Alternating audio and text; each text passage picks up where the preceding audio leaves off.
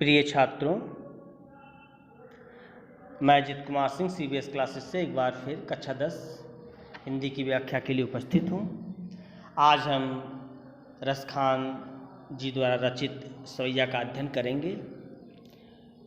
आज हम 5वें पद्यांश से इसका अध्ययन करेंगे। पूर्व का अध्ययन हम लोग पूर्व में कर चुके हैं।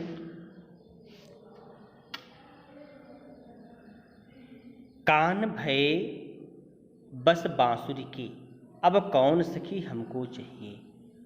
कान भये बस बांसुरी के, अब कौन सखी हमको चाहिए।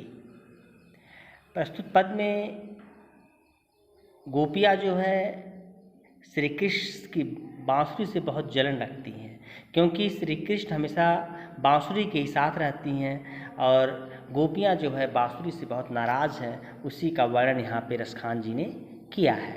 कान भये बस बांसुरी के, एक सखी दूसरी सखी से कहती है कि हे सखी, जो श्री कृष्ण हैं यह बांसुरी की हो गए, बांसुरी के अधीन हो गए हैं, बांसुरी से प्रेम करने लगे हैं। अब कौन सखी हमको चाहिए। हे सखी, अब हमें कौन चाहेगा, अब हमसे कौन प्रेम करेगा। निस्दोष रहे संग साथ लगी, ये जो बांसुरी है यह दिन रात श्री कृष्ण के साथ लगी रहती है। निस्दोष माने दिन रात हमेशा श्री कृष्ण के साथ लगी रहती है। यह सौतन तापन क्यों सही है, इस सौतन के ताप को हम कैसे सहेंगे। बांसुरी को सौतन कह रही हैं गोपियाँ। जिन मोह लियो मनमोहन को, जिसने मनमोहन श्री कृष्ण के मन को मोह लिया है, रसखान सदा हमको दहिए। गोपियाँ कहती हैं वह बांसुरी हमेशा हमें जलाएगी, वह बांसुरी हमेशा हमें जलाएगी, उसे हम कैसे बर्दाश्त करेंगे। मिल आओ सबे सखी भाग चलें, अब तो ब्रज में बांसुरी रही हैं। कहती हैं हे सखी, आओ हम सभी भाग चलते हैं, इस ब्रज में अब केवल बांसुरी रहेगी और कृष्ण रहेंगे। हम लोगों के लिए इस ब्रज में कोई स्थान नहीं है। गोपियाँ जो है बांसुरी से सौतिया डाह रखती हैं। अगला सवैया इस प्रकार से है। मोर पंखा सिर ऊपर रखी हों, मोर पंखा सिर ऊपर रखी हों, गुंज की माल गरे पहिरोंगी। यहाँ गोपियाँ कहती हैं कि हम श्री कृष्ण की सारी चीज़ों को स्वीकार करेंगे, लेकिन उस बांसुरी को कभी स्वीकार नहीं करेंगे। मोर पंखा सिर ऊपर रखी हों। गोपियाँ कहती हैं कि हम लोग मोर से बने हुए, मोर के पंख से बने हुए मुकुट को अपने सर पे धारण करेंगे। गुंज की माल गले पहनोगी, और गुंजा की माला अपने गले में पहनूंगी। गुंज की माल गरे और गुंजा की माला जो है अपने गले में पहनूंगी। ओढ़ पीताम्बर लय लकुटी, पीताम्बर को ओढ़ूंगी लय लकुटी, और हाथ में लकड़ी लेकर के वन गोधन ग्वारन संग जई हूँ। मैं बन जाऊंगी गायों और गोपालों के साथ और वहाँ पे गाय चराऊंगी। भाव तो वो हो मेरे रसखान, भाव तो माने भाता है, वो हो माने वो सब कुछ, मेरो माने मेरे, रसखान माने रस की खान श्री कृष्ण को, वो मैं सब, वो तेरे कहे सब स्वांग करे हूँ। हे सखी, मैं तुम्हारे कहने से वो सब कार्य करूँगी जो हमारे रस की खान श्री कृष्ण को भाता है। लेकिन या मुरलीधर की, या मुरलीधर की, लेकिन इस मुरलीधर की मुरली को अधराण धरी हूँ, लेकिन इस मुरलीधर की मुरली को अपने अधरों पे कभी नहीं रखूँगी।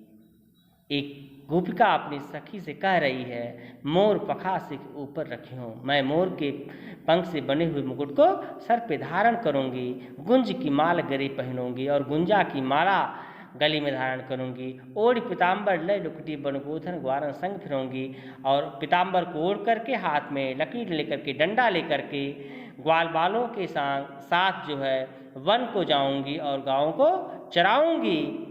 भाव तो वो हो मेरो मेरो रसखान, सो तेरे कहे सब स्वांग करें। तुम्हारे कहने से वो सब नाटक करूंगी, वो सब स्वांग करूंगी जो मेरे प्रिय रस की खान श्री कृष्ण को पसंद है। लेकिन उस मुरली या मुरली मुरलीधर की अधरान धरी अधरान धरे हों, लेकिन उस मुरलीधर की मुरली को अपने ओंठों पे, अपने अधरों पे कभी नहीं रखूंगी।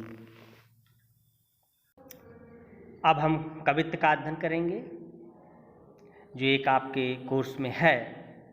गोरज बिराजय भाल लहलही बनमाल, आगे गैया पाछे ग्वाल, गाँवे मृदबानी रे, तैसी धुन बांसुरी की मधुर मधुर, वैसी बंक चितवन मंद मंद मुस्कान रे।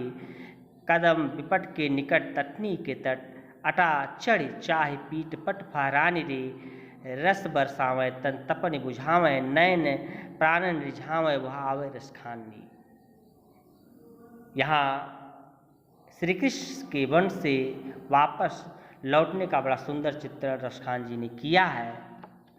यहाँ पे एक गोपी जो है दूसरी गोपी से श्री कृष्ण के रूप सौंदर्य का वर्णन करते हुए कहती है, गोरज विराजय। गोरज माने जो होता है गायों की पैर से उड़ने वाली जो धूल होता है, विराजय माने सुशोभित हो रहा है। गोरज विराजय भाल लहलही बनमाल। एक सखी अपनी सखी से कह रही है कि कृष्ण के माथे पर गायों के खुर से उड़ने वाली धूल सुशोभित हो रही है। लहलही बनमाल, और उनके वक्षस्थल पर वन के फूलों की माला लहरा रही है। वनमाल माने वन के फूलों की माला। आगे गया पाछे ग्वाल, गाँवे मृदबानी रे। कहते हैं कि आगे आगे गायें चल रही हैं, पीछे पीछे ग्वाल चल रहे हैं और मधुर स्वर में संगीत गा रहे हैं, गीत गा रहे हैं। तैसी धुन बांसुरी की मधुर मधुर जैसी। कहते हैं कि वैसी ही उतनी ही सुंदर बांसुरी की धीमी धीमी मधुर ध्वनि श्री कृष्ण बजा रहे हैं। कदम विपट के निकट तटनी के तट, कदम विटप के निकट तटनी के तट, अटा चढ़ चाह पीठ फहरान रे। रन रस बरसावें तन तुपन बुझावें, नैन प्राजन रिझावे वह आवे रस खाने।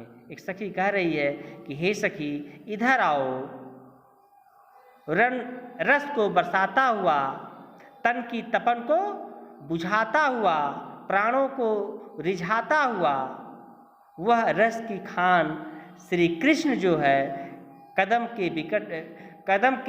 वृक्ष के निकट नदी के तट पर आ रहा है। हे सखी आओ, अटा चढ़ के, अटा माने अट्टालिका पे चढ़ करके उसे देखते हैं। भाव यह हुआ कि एक सखी अपनी सखी से कह रही है कि हे सखी देखो, माथे पर गाय के खुर से उड़ने वाली धूल से सुशोभित,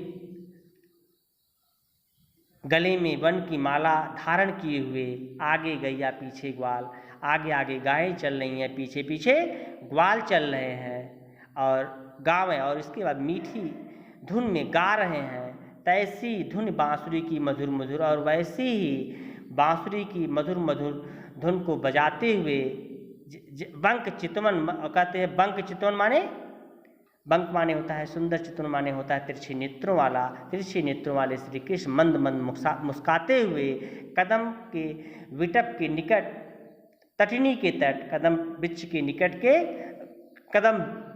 वृक्ष के निकट नदी के तट पर रस को बरसाता हुआ, तन की तपन को बुझाता हुआ, प्राणों को रिझाता हुआ वह रस की खान श्री कृष्ण आ रहा है।